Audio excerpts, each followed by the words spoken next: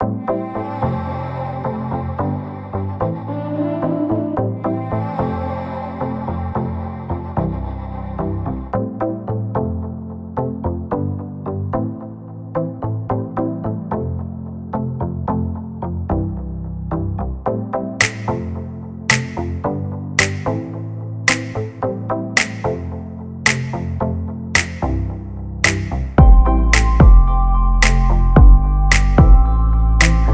dare you review a Salman Khan film? Well, I will dare, and I will give it a rating, 3.5 out of 5.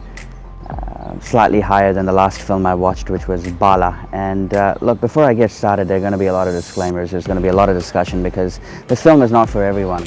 You know, even though Salman Khan is a pan-India star and carries the expectations of millions and millions and millions of people, this film is not going to be liked by a huge section of the audience. So if you are that person who wants a lot of content, well, this film is not going to give you that. But if you are a person who wants to be entertained, wants to have a good laugh, then you may as well lap up Dabangg 3 in a big way.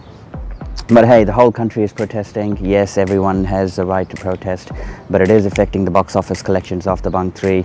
How much damage it will do, only time will tell, but as things stand today, it's not looking too good out there in India, so I hope you guys are safe. Look, first things first, I wanted to talk about the negatives of this film because this film has a lot of negatives, and some of them are so blatantly obvious that they can't be ignored. So one of the things is the number of songs, too many and not required. The songs haven't done well, so I'm not sure why they did not chop 1 or 2 songs. I think 2 songs are needing to be chopped, one in the first half and one in the second half. That would easily give you 8 and 9 minutes. So Salman Khan, if you're listening, I know you're not, but even if you're not, do cut 2 songs from this film immediately. Now, some of the scenes and dialogues are actually quite amateurish. You know, they've tried to force a lot of comedy, and in places it works, in places it doesn't. So I found that the places where it doesn't could have easily been trimmed at the editing table, but they decided to keep them. Not too upset because I know there is an audience for that kind of comedy and they'll lap it up, but you know, someone who's done films for the last 30 years should know better and should have a better comic timing, so I wasn't really impressed. Thirdly, that grand entry by Sohail Khan, I mean, what was that all about in the middle of the film?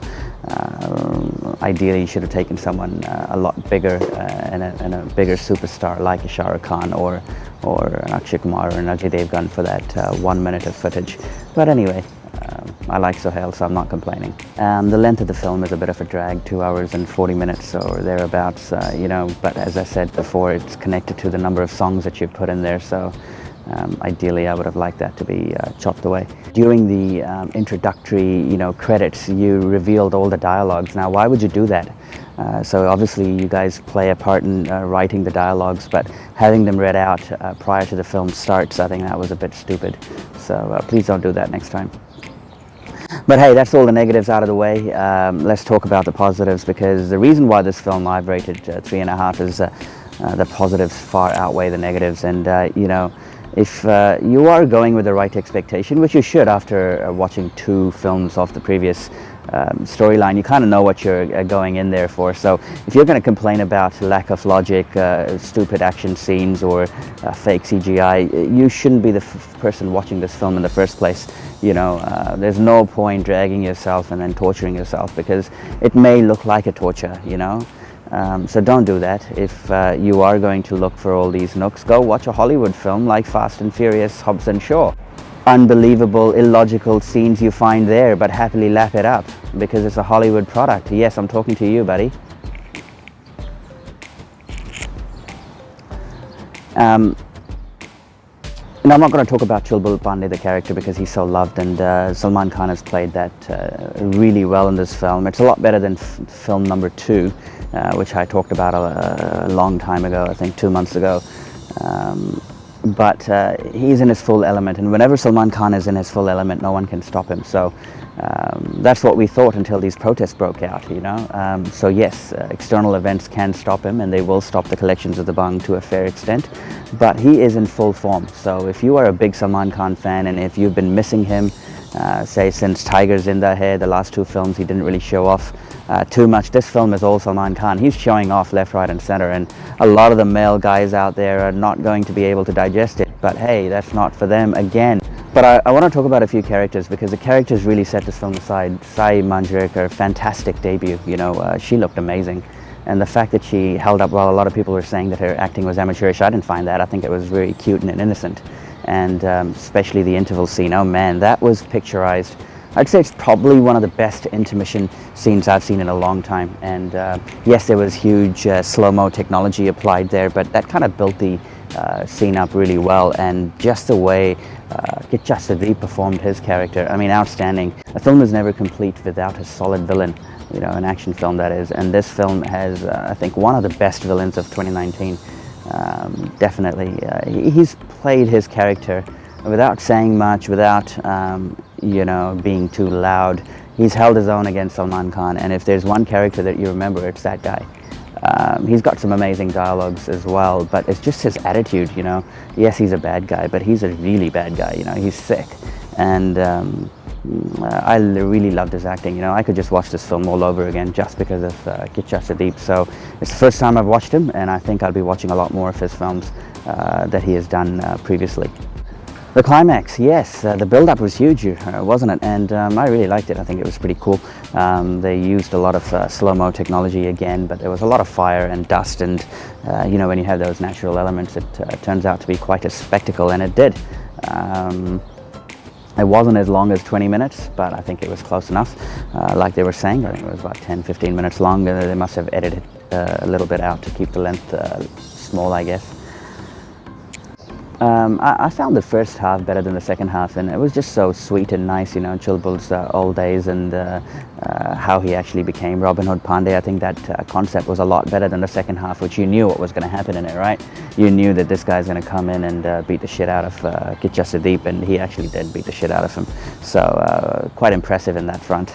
The other songs that were actually needed in the film, Munna Badnaam Hai and a couple of other songs in the first half, were actually quite good. So even though they've not picked up as much as they should have, I think they will in time, because they are quite melodious, and you do tend to hum them after the film has concluded.